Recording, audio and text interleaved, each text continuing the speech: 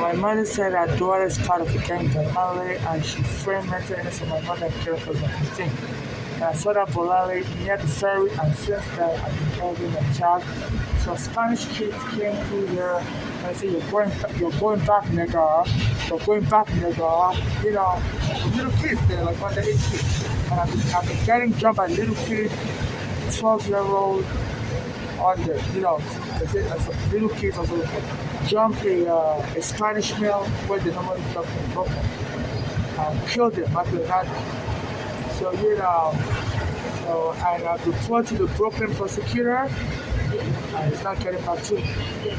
So I don't know the level of corruption in this country. I don't know who's bribing who, but I always get harassed. I fell asleep near the police camera in front of Macy's on 34th and 7th Avenue. And I woke up, somebody stuck $2 bill close to my mouth. Close to my glasses and my mouth, and I thought that's sexual harassment. As a Nigerian who I was in Asalo, I used to talk to him online and met him online. But he said he doesn't, he really fetish Black Americans and Canadians, other Nigerians. So I started talking to him, and then all of a sudden I started seeing him. He lives in Canada. All of a sudden, my mother died. I contacted him before my mother died and said, my mother was put out of the street. A lawyer to represent. And he said he was going to represent my mother. So I was like, cool, and I never heard from him again. I'm just waiting for him to represent me all of the time. My mother had to go with my daughters, the police took her home. A Black American male, I regarded, I was trying to help her, the patient I took to death. I believe I contacted that insurance lawyer in Canada before they get a recon until they get me. This cappuccino was really fun. The pizza was very good. And the patient was very good. I'm trying to sue that my mother got killed by my daughter, training my children for her. But the Canadian lawyer, how to tell my mother, relief would have got from the court, like preliminary injunction because the U.S. Supreme Court has said the police can't just evict by the court order, and that's what the police did. They evicted my mother from our basement apartment by the court order. So the relief would have got it from the judge, like getting a hotel room placement and having the city of York pay for it. And so I couldn't get any relief due to the young lawyer.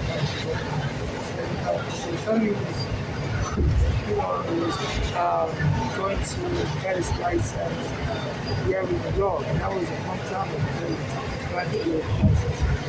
So I assumed that already got his license and said he was going up. All of a sudden, I didn't get from him. So my mother had to go to my brother's because she didn't go to the street. And they said that one of the drugs was poisoning her food normally. They gave her food and my mother was like feeling sick. She started having bloody diarrhea and her heart started hurting her. So she decided to come to New York to treat her heart condition. And she brought her to Greyhound, and while coming here in 2015, she started having sharp pain in her chest because she was just eating the food his mom gave her in Pittsburgh. And the Greyhound still brought it. She told the driver, but the driver still brought it to New York. So when she finally got to New York, she had something similar to a heart attack. We had to rush her to the hospital from the Greyhound station in Manhattan. And then this Bolale showed up at the hospital, even though my mother didn't tell this Bolale what this Bolale and the other sister, Flora, showed up at the hospital. They were antagonizing my mother. And then they went and lied to the doctors that my mother was crazy and she keep her in the cycle. So the hospital, even though my mother wasn't crazy, my mother was so angry. I thought she like this. So then my mother died. But my mother was expressing shock. She didn't know who told her daughters what hospital she's in. It was like, because she doesn't want them around her. That they were using her in Pennsylvania, she thought she could save it in New York hospital, and it should have been. So these Spanish kids, touching the door, these kids, sort of, going back there, or going back there, even today, around where I set up Bolale some days ago, some black Americans jumped in front of police station and stole my money. And they didn't really have to do that. It was just $2. So my message is part of again. And my mother was especially shocked how that Bolale was able to locate the hospital she was in. And this Bolale has been seeing her also. Coming up, she's in Pennsylvania. See that multiple times behind walk past so I'm trying to sue for the death of my mother. And I reached out to the Nigerian embassy that they should help me. My mother's brother killed her. And they promised to help me all of a sudden they broke contact. So I believe the Nigerian embassy is into human trafficking. And they may also want me dead. Because I believe I'm going to be worth a lot of money dead. Because the US immigration also arrested me when my mother was alive and stole the money my mother sent from my green card to them. So they believe, there may be a big, lawsuit money. If I die also, so my mother died also. So I believe right now everything they want. I don't have a child. I don't have I'm not married to anybody. I believe in some, I believe that they're trying to lure me to get married to that Nigerian lawyer. But he told me since he's black Americans and Canadians only. And as soon as my mother died, he started coming all the way from Canada to see me. I ran, come to my hand where I said, let's go past me. He was saying nothing to me. And one day I fell asleep on a train and I saw him on this outreach. He was Brooklyn. And he came and grabbed my hand. And I woke up, don't you ever touch my hand.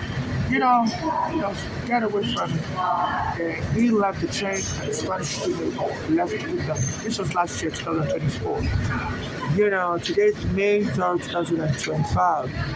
And he left through that door, this same outreach. I'm not saying this, exactly same car. And he left on 3rd Street and 4th Avenue. So the cameras, they will pick him up. First, the Spanish people left with, I don't know what that is about. I'm not a baby factory. I'm not trying to marry somebody to put my name on it.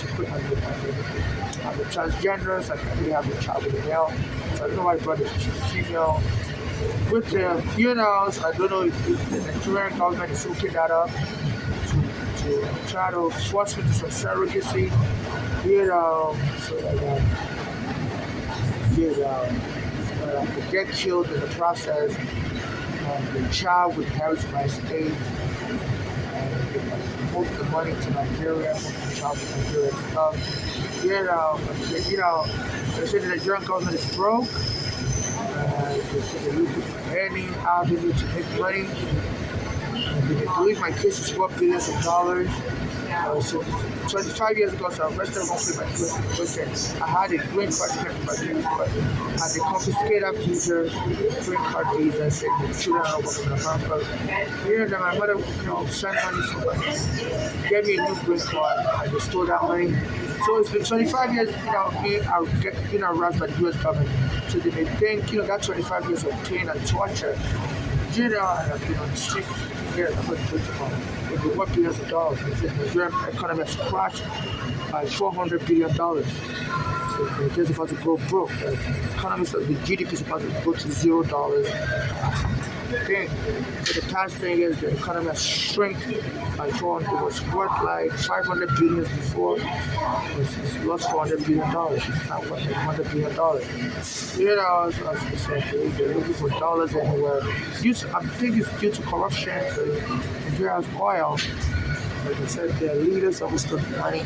And this MSL is found slick father.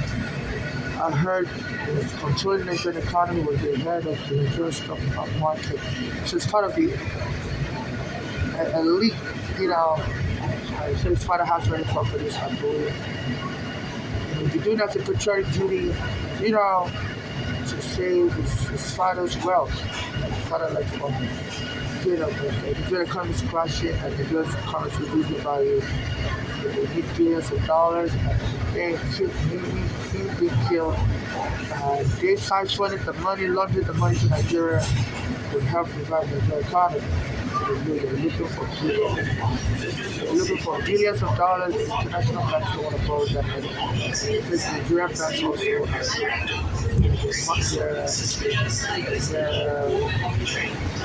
their market is crashing.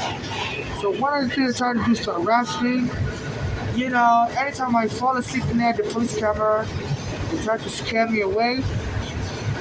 But they believe there are people that they try to sue my state. I think they're planning to eventually kill me. But they believe there are people that will try to sue my state that I'm very unhygienic, whatever. So they're trying to claim, so they're trying to defend, say, being homeless on the street makes me crazy. So they're trying to create a crazy argument, a crazy defense. So if I'm feeling unhygienic, it's not really my fault because I never sleep on the street. I'm always awake, so I lost my sense. So they always scare me out from the police camera. So I believe those kids may descend either by my mother's gang or the Nigerian. I think it's my mother's gang. Because I think my mother's daughters also think they may be able to inherit my state. If I get killed eventually. So, but none of them wants me near the police camera, to sleep near the police camera. That's a taboo. But they believe people will sue. Now, because people will be aware there's fraud going on and people will try to emulate that fraud and everybody will see like people on the train. And people will sue. They do that was not like anyone alive. And if it's very lawsuits on file, they can claim they got a bed bug from it while sitting there on the train or whatever. So that's why they've been chasing them away. So I believe those kids were sent to intimidate me. That look, those kids said, going back, and as I was coming on the train, there was a black American on the Fulton Street. So they're going to get punched, So anytime I go near the camera, the higher thugs chase me. Another place has a police camera, and not really a police camera, but a store surveillance camera on Greenwich Street near the Ware region. So there's a Spanish guy that works in the building there. He also says, don't sit near the camera. Don't sit near the camera. And sometimes go there. I feel safe where the camera is, so it's not fall asleep. So don't you ever come and sit near the camera. So they hire gangs that keep this person away from the camera because we're afraid. But we eventually kill this person and claim it's an accident with them. People will sue and claim, look, we always have this person on the train and we got a bed buried, so we want to see their still. So they're forced to lie and obstruct justice. I think, well, the person was crazy, that's why they're pure Nigerian. I'm not crazy, I'm in a pure Nigerian because I don't have money to buy the clothes. That's one of my food for, I have several phones, I record everything. So in case I get killed and anybody tries to sue my state, and they try to claim I'm crazy, that's why, no, I'm not crazy. If you're going to sue my state, whatever proof you have against me, bring it.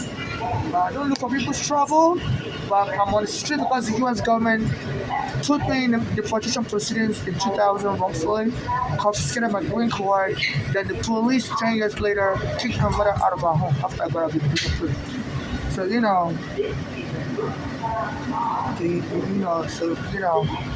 so I believe this Nigerian government believe if they assist the US government to make up the lie that I was crazy, then the liability will reduce against the US government and the US government will be more willing to award a huge settlement check. Me and my mother went to this law firm and they told me and my mother it was not going to help us, the law firm. Then after that, it's saying it's with New York team, it's your dad with New York, I holler at him, So I believe, they think, the government would cut a fat check, you know, if you can just, you know, if people can just play along and try to, cover up everything about me, you know, so the Putin is one on a pinball. So they're afraid if I get killed, people may say, look, well, we're sitting at the person that's medical for whatever, you know, and both the U.S. government are liable and the UFC liable. So I think it's why they're sending people to threaten me that I go to punch if I ever sit at the camera and fall asleep at the camera, the police camera. So this morning I fell asleep around 12 a.m. to 6 a.m. May 3rd, 2025 near the police camera in front of Macy's. So I woke up and someone put money, stuck $2 bill in between my mouth and my glasses. So sometimes people touch me when I fall asleep like that. I've been set on fire also. So I don't like people touching me when I'm asleep. So I need a police camera to pick up whoever put the money in between my mouth and my glasses when I fell asleep. It's very degrading. I'm suspecting it's one of the gangs that work for the Nigerian government and that Nigerian lawyer that says the fetish black Americans. Before my mother they told me, he doesn't want to talk to me anymore. He's from a rich family in Nigeria. He's only into black Americans and Canadians. But at that time I was going through my deportation case, so he thought I wouldn't survive that deportation. But I was going through a deportation case for 8 years after the U.S. government, the U.S. Customs arrested me in 2000. So around that was when I started talking to my mom, 2003 or 4, close to that. So I was telling him, it looks like I'm going to get the foot in the bush because, my mother, doesn't really have any money. And he told me, please, I should stop contacting them. It's always black American. And the pro contact with me. And God bless so amazing. Instead of getting deported, my green card was an issue in 2008. And I posted a message on the Daily News. I wrote to the Daily News immediately, like, look, my green card was given to me in 2008, but the government still have my passport. I don't get my passport back. So I guess was doing a Google search of me, and they found out, oh wow, so I finally got the green card. That's when they contacted me after 2008, and he told me his father has died. Just send me an email. All of a sudden, his father has died. Because he didn't contact me, for a long time because I was having a deportation case, and he thought that I was going to be deported that case. He told me he was going to black Americans and so I was saying, okay, good luck with the search. Black Americans. They stopped talking to me until I posted a message to the Daily News that I just got my green card in 2008 and I'm trying to get my Nigerian passport that was due. That was when he then contacted me and told me his father died. I didn't really trust him anymore. But when my mother, when the police kicked my mother out, I did contact him again, telling him the police kicked my mother out. He didn't represent me, but he told me, it was okay. He was working as a lawyer, and he told me yes. I was going to represent my mother, and I never heard from him again. And I was waiting for him to represent her. My parents told me it was good enough for my mother. And the police when I took her gun and dead. And my mother's going to kill my mother. So I'm trying to sue this Nigerian Indian asylum for wrongful death because he had represented me and my mother. My mother wouldn't have been staying with her daughters, and the daughter wouldn't have been able to poison her and eventually kill herself in the So I believe the Nigerian government, I'm also under surveillance because I had an immigration case in 2000. Once the people died, there's surveillance. So the immigration case will forever be under surveillance. So I believe the rogue agents are giving anybody my surveillance information. The Nigerian government, they're selling me the system of it. So Congress needs to deal with your FBI. They're selling surveillance information but to anybody that could buy it. And but although they said the Nigerian government also partners the U.S. government. It's one of they have a police partnership. So they're misusing of surveillance, and they went and killed a gunner, and they're misusing of surveillance to obstruct justice.